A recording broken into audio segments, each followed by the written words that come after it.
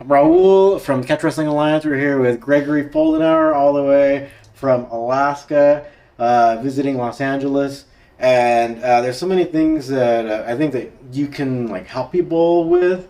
So hopefully we can share all different kinds of things because Gregory here is part of our CWA Academy. So through our website, catchwrestlingalliance.com.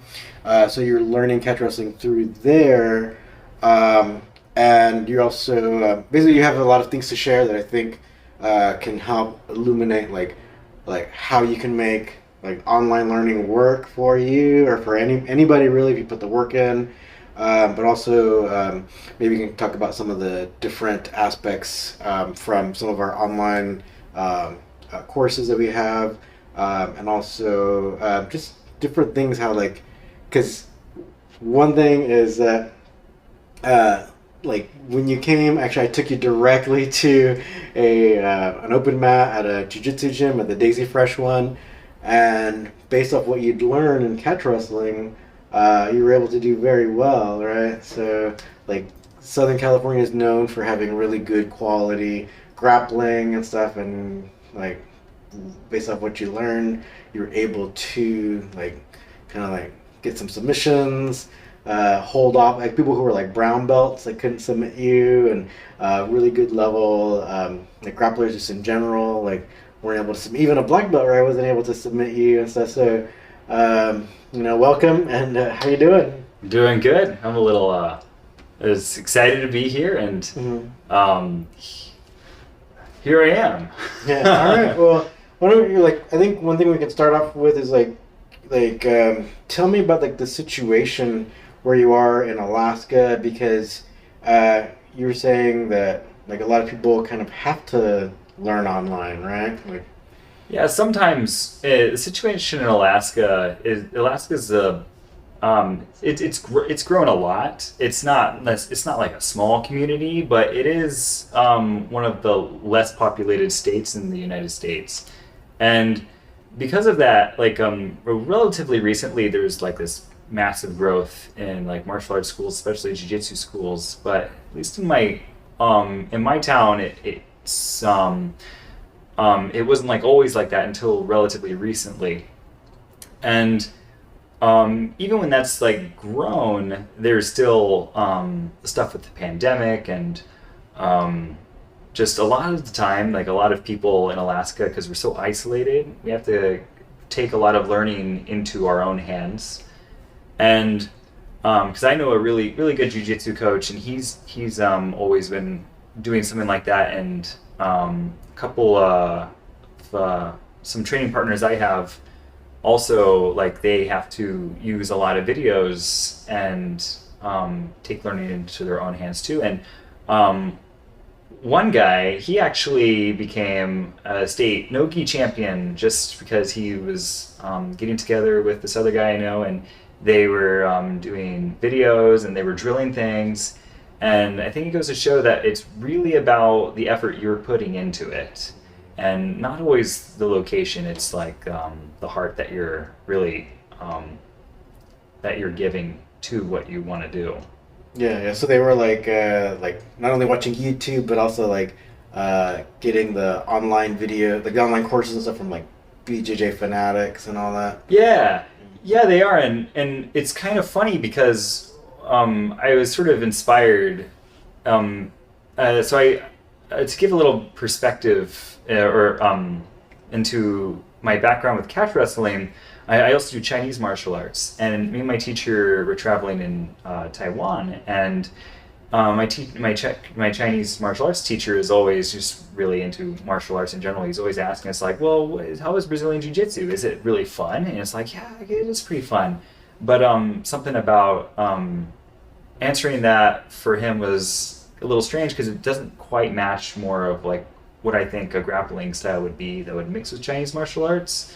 And so about a year later, that was maybe in November 2019, and then in 2020, in the pandemic, I think August, there was the pandemic was in full swing, and gyms were closing down. And even when the gym was open, I was always a bit concerned about like bringing COVID to around the people I work with. Sometimes people I work with are like immune deficient or whatever. You never know. So with that, it was, and you never know when a gym is just going to close down again or what was happening. So I said, you know what, I do kind of gotta take some learning into my own hands because before then gyms would close down. Class was growing up, and the martial arts scene growing up, and so I signed up for the Catch Wrestling Alliance online academy, and it's at first when you start, I don't really know. It's like, how much can I really interact with this? How much am I really going to take away from this? And I was actually going through a few years of like, all right, I'm going to get this technique. I'm going to try this technique and really kind of bring it into me. And I think the most important thing I learned from that was going slow. It's okay to go slow and really work a move because you're not going to. I think sometimes people get ideas when they learn online that they're just going to get everything. But really, it's like the same. It's a slow, long process, just like all martial arts training, even in person. And when a few years of just doing this, I also do HEMA as well. And there's a young guy, really, really good martial artist, and he I guess he watched me do an armbar once in a sword fight, and he told me, yeah, actually, you kind of inspired me to do jiu-jitsu because I saw you do an armbar in a sword fight. I'm like, really? Wow, that's weird, because he got like way better than me at jiu-jitsu. And it was like just really fast. I'm like, well, that's kind of like an honor and a little inspiring. So I was like, yeah, I think I'm gonna kind of. And he told me, yeah, I don't even really like focus on stuff like in the class. I take these instructionals and then I drill those privately with a partner of mine, and he got really good doing that. I was really impressed.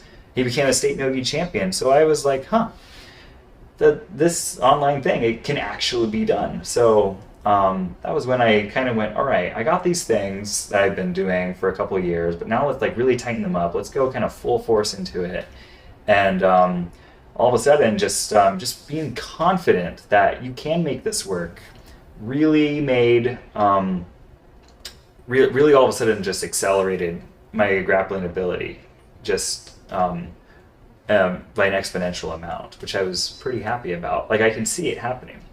And I noticed with online learning, different people, everyone has like a different situation where they live, the kind of people they're around, the type of drilling they can do with people.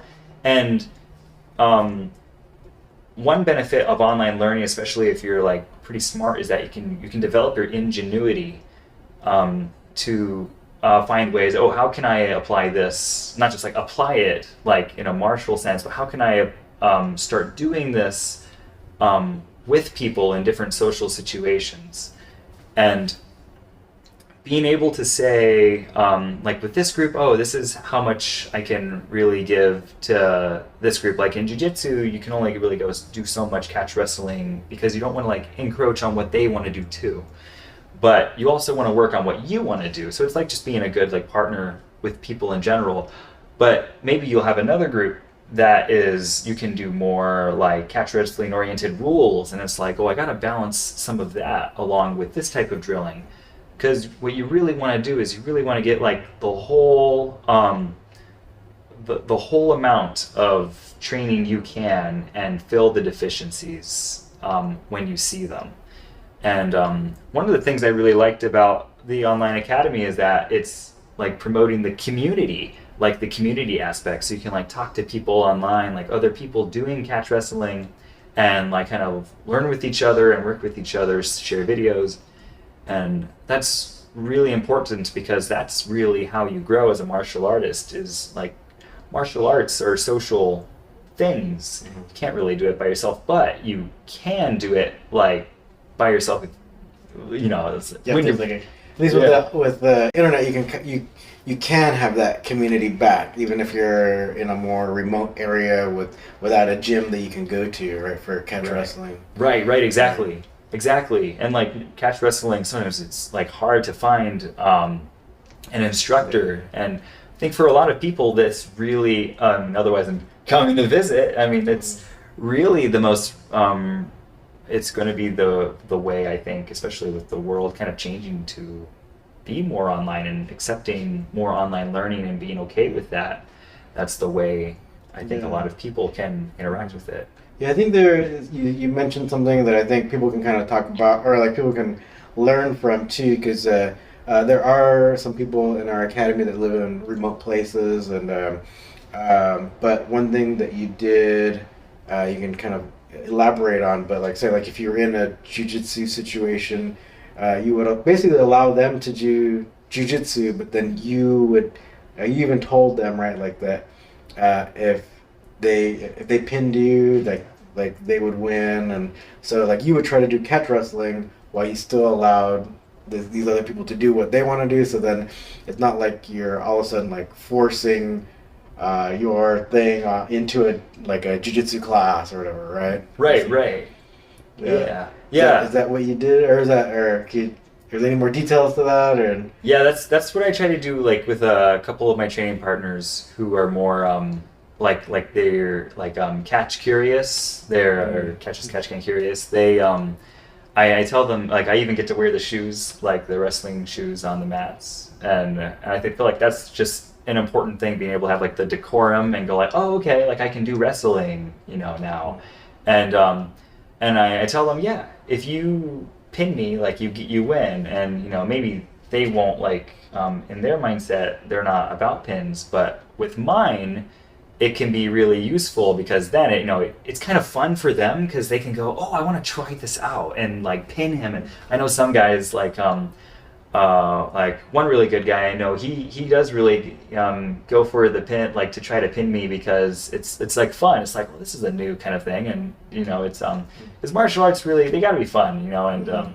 and it's like it keeps things interesting. And so I do like offer that to a lot of people. Like when I roll more at open mats, I'll be like, yeah, if you pin me, my both shoulders on the mat, it's like you'll win, and they'll go, oh, okay, so that's something that will, or even when I'm not doing it like that, I'll still try to keep those not pinning myself principles. And like, especially I think for jiu-jitsu people, it can be useful for like maybe their guard work, because then they're getting onto the side, they're hipping out, so they're not pinning themselves, and it's like, so at least for them, that's something they can get out of it.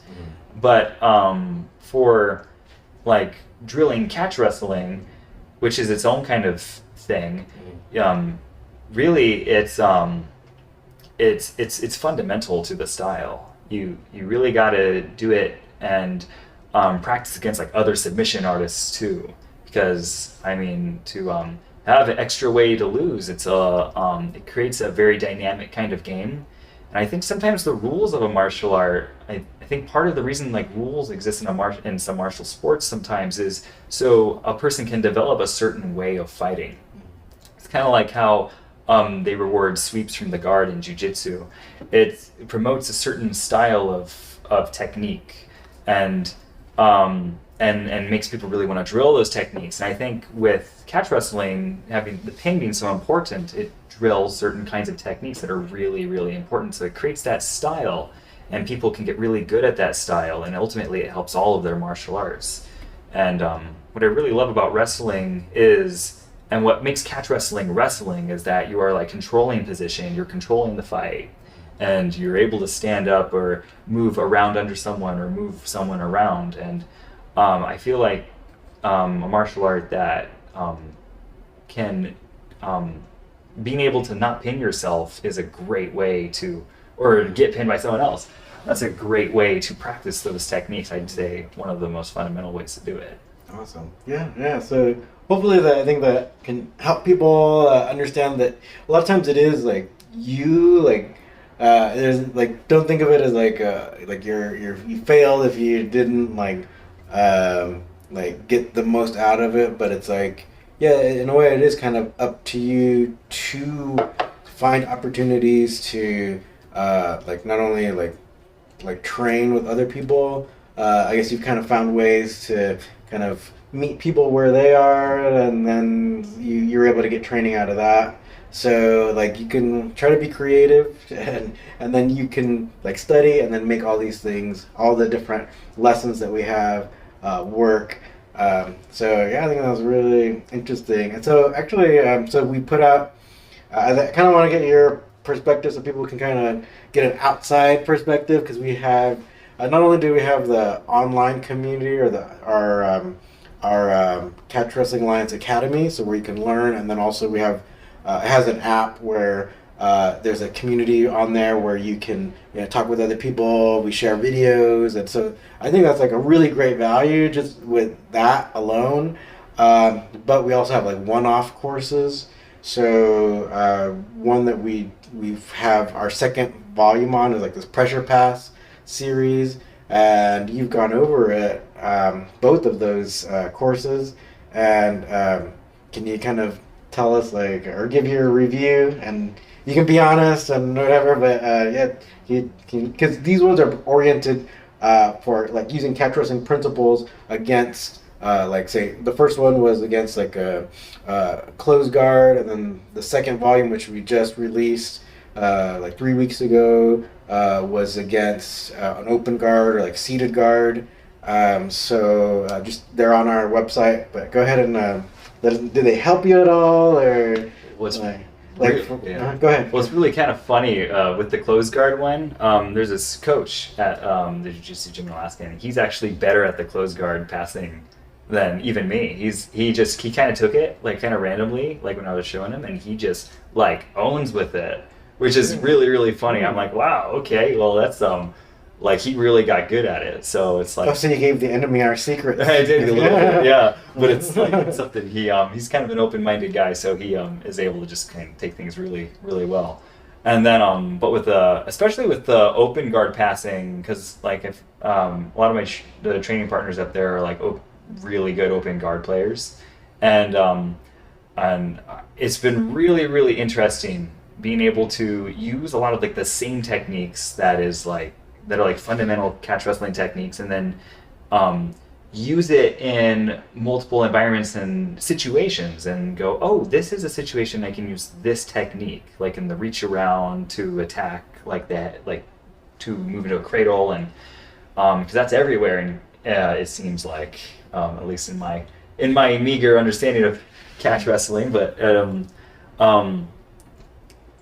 it's I got this guy, and he came to an open mat, and I said, and the video just came out, and I go, hey, I just want to drill this move, and just do whatever you want, but I'm just gonna do this. And he's like, okay, and he's like a really good, he's a really cool guy, so he just he's like playing guard stuff, and I think that's something important to know is when you're starting something out and trying it, I mean, it's okay to like lose and to get choked, because you kind of have to suspend your you have to suspend your judgment a little bit at the beginning and really like drill the move, and then go, oh, now I can get good at it. It takes like practice and drilling. I think a lot of people, when they start something and they for the first time they try it, they might get discouraged and go, oh, well, this isn't for me. But like with any martial art, like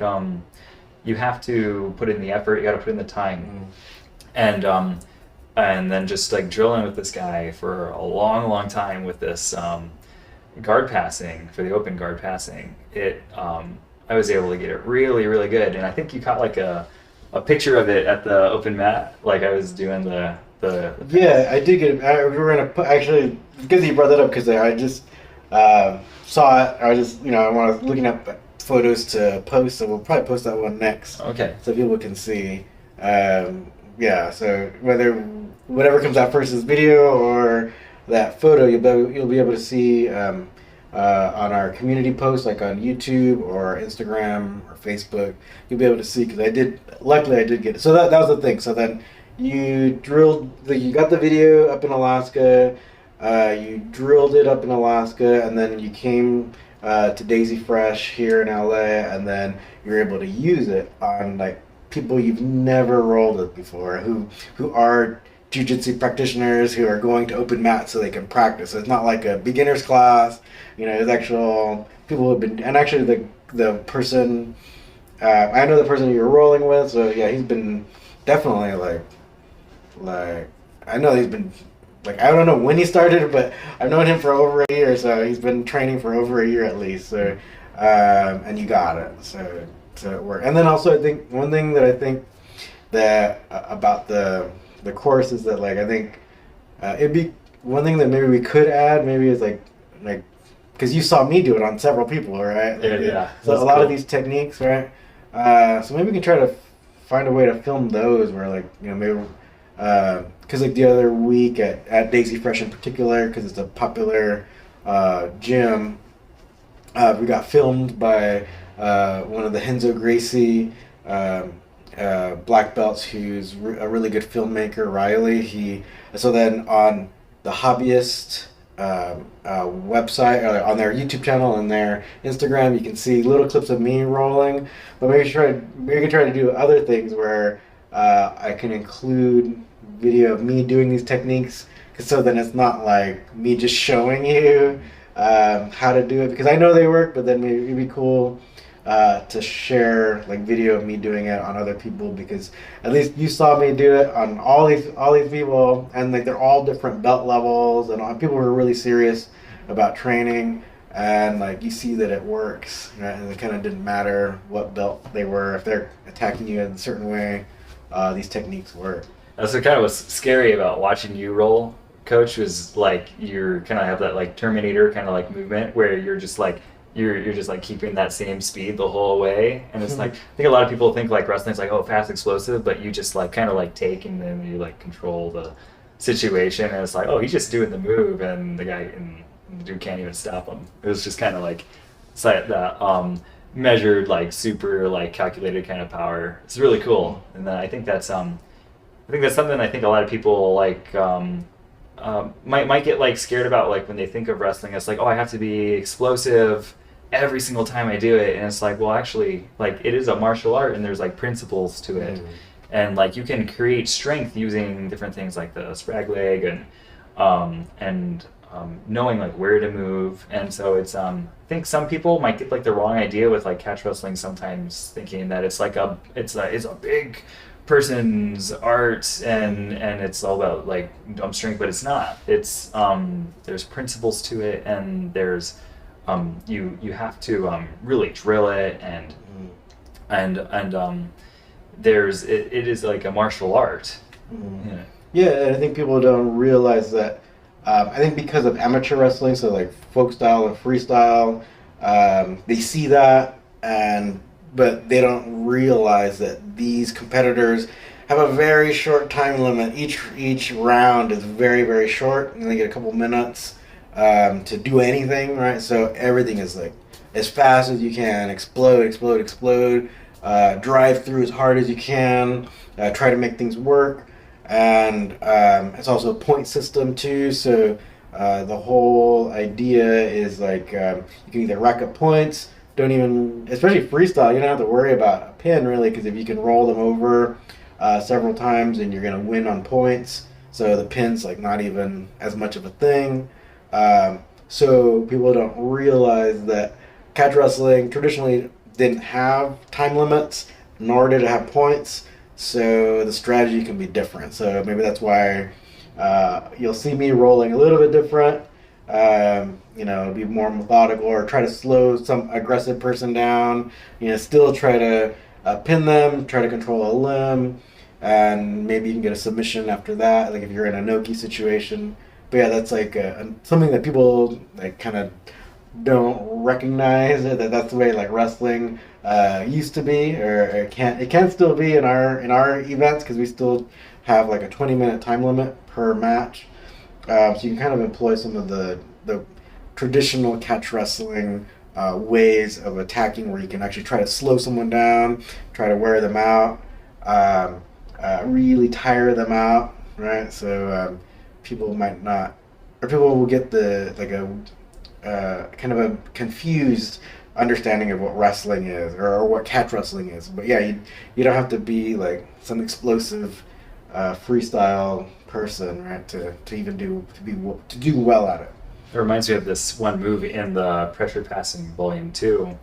I think a lot of people, when they take something like side control, they have a problem with being able to move up onto someone's chest and get to their head, and because like people, especially jiu-jitsu people, can get really good at regarding, and like a lot of people aren't, like they might take sort of a side control mode of thinking way too early.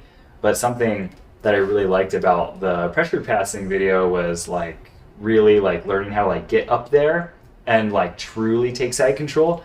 And there's like one part where it's like I'm walking over, you know, to the where you're supposed to walk over like to their head, like, you know, maybe to a north-south position, and that's something I've like never seen before. But it's like so easy, it's so simple, and like other solutions I've seen to like get past this waist area is like sometimes uber complicated, and it's like, why don't I just do that? And it just works. Awesome. Yeah, it's like it's just like a light bulb moment, and it's like, wow. I mean, and I just it's one of those kind of small things that just really improved my like the pinning kind of aspect to it. Because I think sometimes like people they'll get discouraged because like, especially as jiu-jitsu's evolved, like if you train with a lot of jiu-jitsu people, they become really good at regarding. And so like and at first you might be like discouraged, you're like, oh, you know, it's difficult, but then, you know, if you keep doing it and you keep drilling and you study, you go, hey, so this is what happened, and this is a way I can improve this, and just like small little things over time, because it is something that takes time. Like it's not something, nothing in the world worth having is like fast to get. So but there are little things like that where it's like, wow, that's a game changer, and then that completely changed like how I take side control. So yeah, but I think you've kind of like you put in so much time and so much effort that like you it's almost like you've set the foundation, so you're ready for this other lesson that you can use or you can put into practice even faster. It's because you set up that foundation. Right. So people gotta realize that it's like, you can't be good at something, or you can't be great at something like overnight. I mean, like, I think truly, right? So yeah, you definitely have to put in the work, and and then like something like our one-off courses, like the pressure pass system, or the both courses, you'd be able to better put them to practice. And so then you were able to use like the technique you mentioned just now. You're able to also use that right at the open mat. Yeah, it's been pretty great. Nice. It's almost a little spooky because, like, before the open mat, I was like, well, I'm not going to do so good, and then I ended up like, oh wow, I did pretty good, and so it was actually a little bit surprising, because sometimes when you roll with the same people, like you might like, especially if they're really good people, like sometimes you're like, oh well. Yeah, it's like you know, but then you roll with other people like kind of outside, and you know, they don't really know your game, and then you can go, oh well, this is actually like it's really nice to work with, you know, because sometimes like you know, when you roll with like the same people, they can like, they try to counter you, and then your game kind of ends up kind of like trying to counter them, and but it's good to like get that like outside perspective, and really great to go to the open mat with you and see meet like new grapplers and try and catch wrestling like unapologetically, like at an open mat. Yeah. Because that might be something that people can try. Like if they are like part of the academy learning online, then maybe go to different open mats. Like, so you don't necessarily have to join a jiu-jitsu gym at the same time. You know, you can, but many gyms have, or they should. I think everyone in LA has like an open mat time. So I know that here on the weekends, a lot of people will go to the different. There's like more like the Daisy Fresh one is really popular on Saturdays. There's also a really popular one in Orange County, like on Sundays. But I know if not every jiu-jitsu gym has an open mat time. So that means that you can go to these different gyms and without joining them, and then you can roll. So maybe you can try stuff like that. Just don't hurt anybody, right?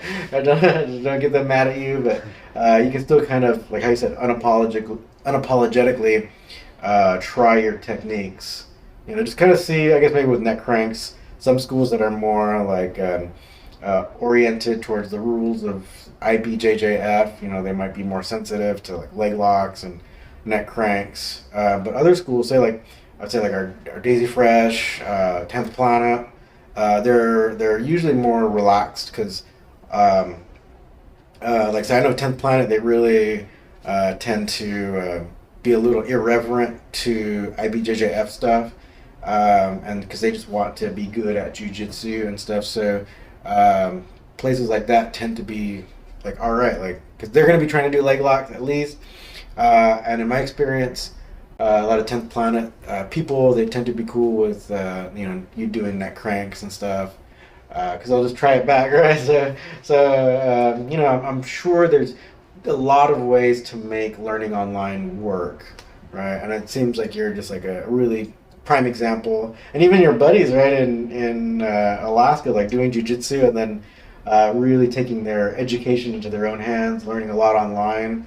And then, like, one, he said, became the state no-gi champ. Yeah. So, kind of shocked me when I was like, what? It was like, oh, right. Yeah. So you think actually he would probably he might even do well down here in Southern California, right? Oh yeah, he would do pretty great. Yeah, he's just kind of like a martial arts like he's just good in general. He like it's the mindset, you know. Mm-hmm. Like his mindset is kind of just like he's really drilling, he's working and like putting things together, and I think that's what's really, I mean, no matter if you're learning in person or learning online, that's the thing you have to do is be able to put like the proper energy and mind into what you're doing. And because I don't think anyone ever got good just from like being non-attentive to it, you know. And with online learning, your situation is different, but yeah, like you mentioned, like you really got to like try to make it work. And I feel like you got to look at the social situations you have, take stock of yours and go like, okay, now how do I apply this learning into the world around me? So like, I don't know if I mentioned already, like at the HEMA club that I go to, like I'm able to use, like sometimes I can like start a little bit of a study group for some catch wrestling because it's like European, you know, kind of derived, and it's a European martial arts group. And so like I'm able to get more people to do catch wrestling rules, and I had to do that because I noticed, well, I'm not fighting enough with catch wrestling rules, like just doing jiu-jitsu to develop that side of my skill set within the martial art. So and it's like maybe it's not always like a lot of time, but it's like it's something I can do and I take as much as I can, and then that helps me develop in like more ways as well.